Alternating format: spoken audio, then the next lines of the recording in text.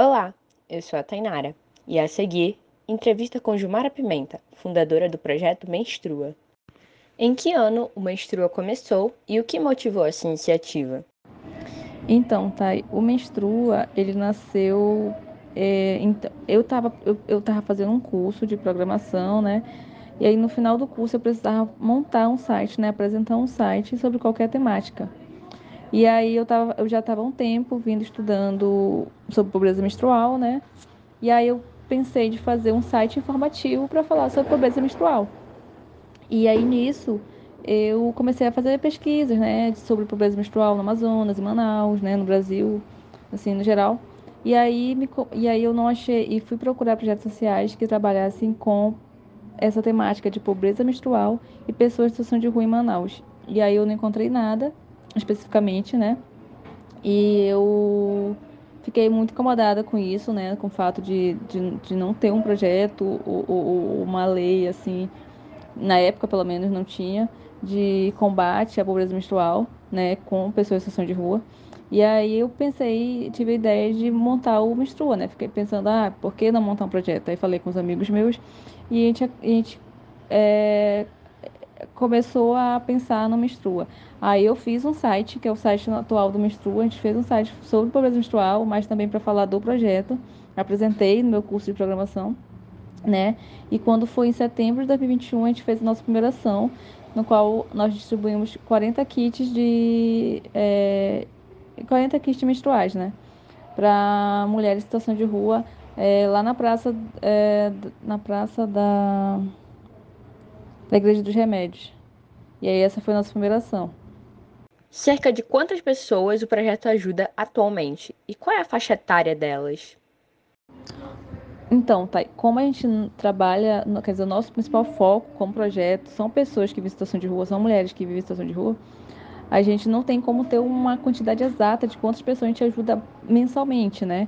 Porque é muito, tipo, muito. A gente vai pra rua e a gente não sabe quantas pessoas a gente vai encontrar. Mas a gente tenta todos os meses doar mais de 50 kits, né? Todos os meses ali. Às vezes a gente doa, sei lá, 50 kits, às vezes a gente doa 60, às vezes a gente doa 100, já doamos 200 absorventes lá pelo centro.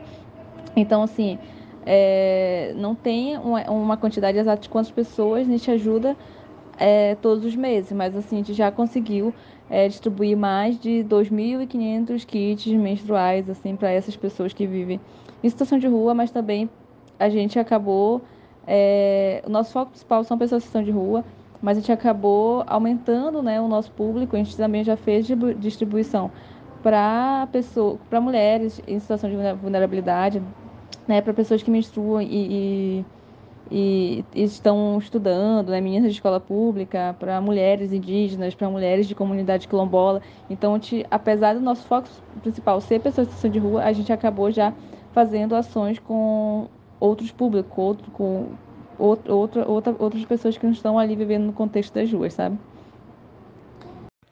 Como a pobreza menstrual é tratada na cidade de Manaus? Na sua opinião, o tema é amplamente discutido na capital? Acho que a gente, pelo menos quando a gente começou, eu fui pesquisar assim sobre, né, pauta pobreza menstrual no Amazonas e tal. É um assunto que vem ganhando muita repercussão, principalmente depois que teve o veto, né, da lei lá do distribuição de absorventes, por conta do veto do ex-presidente. A gente, esse assunto sobre pobreza menstrual, ele começou a vir à tona mais, né, assim, cada vez mais vem sendo falado, mas ainda precisa ser muito discutido, principalmente aqui na cidade. A gente tem um projeto de lei no Amazonas, que é um projeto de lei para distribuição de absorventes, né, para meninas de escola pública, para mulheres em situação de rua, para mulheres em situação de cárcere, né, para mulheres em situação de vulnerabilidade. Mas infelizmente essa lei ela não está sendo, ela já entrou em vigor, mas ela não está de fato ocorrendo, sabe?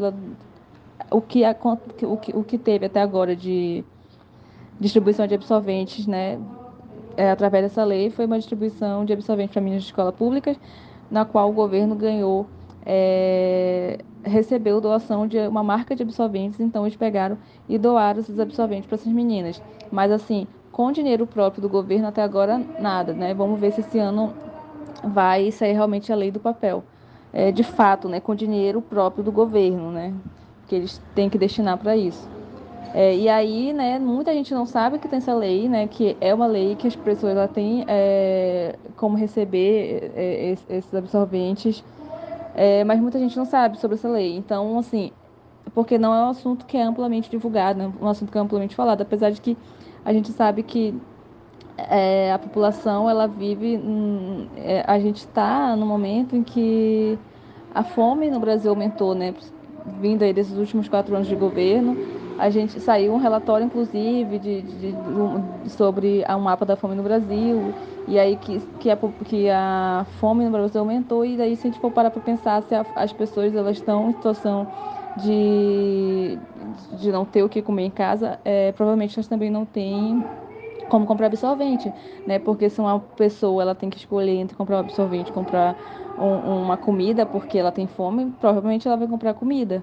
Então a gente sabe que tem muita gente vivendo nesse contexto de pobreza menstrual, né? No Brasil no geral, mas aqui no Amazonas também, mas não é um assunto que as pessoas realmente estão falando. Então assim, eu inclusive me sinto muito feliz de estar na frente do Menstrua e de estar trazendo essa pauta, né? A gente tem feito um movimento assim para trazer essa temática à tona. A gente tem participado de matérias na TV, a gente tem falado sobre isso em rádios, na TV, em podcast, a gente tem ido fazer palestra, a gente tem ido para congresso, participar de congresso, a gente tem ido fazer rodas de conversa com mulheres. Então a gente tem feito esse trabalho de trazer a temática, né? À tona, não só a gente, mas tem outros projetos também de pobreza menstrual aqui no Amazonas que têm feito um trabalho legal. Inclusive são parceiros nossos, né? A gente tenta unir forças para realmente conseguir combater a pobreza menstrual, porque a gente sabe que sozinho a gente não consegue. Então, assim, é um assunto que realmente precisa ser debatido, que precisa ser falado e ser amplamente discutido, né? Quais os impactos sociais que a pobreza menstrual pode desencadear na vida das pessoas que passam por esse problema? E de que forma o apoio por meio do seu projeto pode ajudá-las? Quanto aos impactos sociais, tá? Assim, existem dados, existem pesquisas, né, no Brasil, assim, não só no Brasil, mas internacionalmente, mas tem pesquisas no Brasil que mostram, né, provavelmente tu já deve ter visto que de uma a cada quatro meninas de escola pública faltam aula por causa da falta de absorvente, né? Mulheres também deixam de trabalhar porque não tem absorvente. Então, o impacto que a falta de absorvente ele traz na vida de uma pessoa que menstrua, ele é muito grande, né? A gente fica achando, é só um absorvente, a pessoa não. Na verdade, as pessoas não refletem sobre esse assunto, né? E ninguém imagina que uma pessoa não tem dinheiro para comprar absorvente. Então, assim, é um impacto muito grande, né? Que começa desde cedo, desde quando a menina tá lá na escola e ela não tem um absorvente para ir para usar e quando tá no período menstrual, então elas acabam o que há muito de relato, o que há muito de nessas pesquisas que elas trazem, geralmente elas falam que elas estão doentes, né? Elas não falam porque de não estarem da aula. Então, a evasão escolar, ela também é refletida, a pobreza menstrual também reflete na evasão escolar, né? Às vezes, tem uma pesquisa que mostra que a média de faltas, né, que uma pessoa que menstrua, ela tem na escola é de uma média de 45 dias, ou seja, as meninas estão aí faltando 45 dias de aula porque elas não têm absorvente para usar. Então, tipo assim, é um impacto social muito grande, né?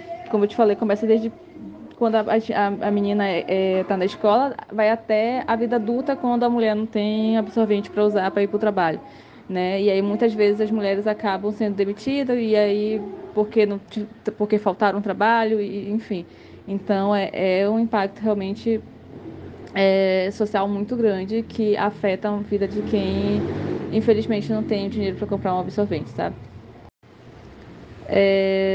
A gente tenta, como projeto social, a gente sabe que a gente não, infelizmente não vai acabar, não vai colocar um fim na pobreza menstrual só distribuindo nossos absorventes para as pessoas que vivem em situação de rua, né? Essas pessoas que vivem em situação de rua, elas não têm uma estrutura para menstruar, né? Elas não têm acesso facilitado a banheiro, né? Até o banheiro público não é público, elas têm que pagar para usar, elas não têm água, né? Que nem a gente tem água na nossa casa para se higienizar no período menstrual. Então, assim, Além do absorvente, inclusive, a gente passou a doar calcinhas, porque muitas delas recebiam absorvente, mas elas não tinham nem como usar o absorvente porque elas não tinham uma peça íntima para usar. Então, assim, a gente sabe que só doar o absorvente não vai resolver o problema, né? Mas também, se tu não doar, como é que ela vai viver aquele mês ali? Então, a gente não vai resolver o problema só dando absorvente, até porque a pobreza menstrual, ela vai muito além da falta de absorvente, né? Tem toda essa parte mesmo da infraestrutura, né? Das pessoas terem acesso à água encanada, das pessoas terem um banheiro dentro de suas casas, das pessoas terem acesso à educação menstrual, porque a gente sabe que a menstruação ela é um tabu na nossa sociedade, as pessoas não falam sobre menstruação como se fosse uma coisa errada. Então, falar sobre menstruação também é importante, né? Fazer rodas de conversa, naturalizar uma coisa que é natural, né? A menstruação é natural e é normal e acontece todos os meses, a gente tem que saber lidar com isso.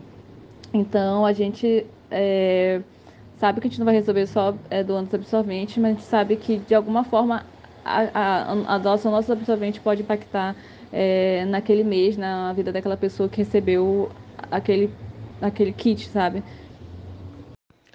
Como funciona o ingresso das pessoas no projeto, tanto para as que são voluntárias quanto as que são ajudadas? Então, como acontece, como funciona o ingresso das pessoas no projeto? Para quem é voluntário, né, para quem quiser ajudar no projeto, a gente tem um formulário que a pessoa precisa preencher. É um formulário simplesinho só para te conhecer a pessoa mesmo. E ele tá, tipo, nas nossas redes sociais, né? E é mais fácil, tipo, a pessoa entrar ali no Instagram e entra no link lá e se inscreve para ser voluntário. E depois disso, uma voluntária da nossa equipe vai entrar em contato com essas pessoas, né? Explicar sobre o projeto, falar mais sobre o projeto para a pessoa entender como ela pode ajudar e depois ela entra de fato para ser voluntária, ela pode participar de ação ou ajudar de outra forma, né, da melhor forma que ela puder ajudar.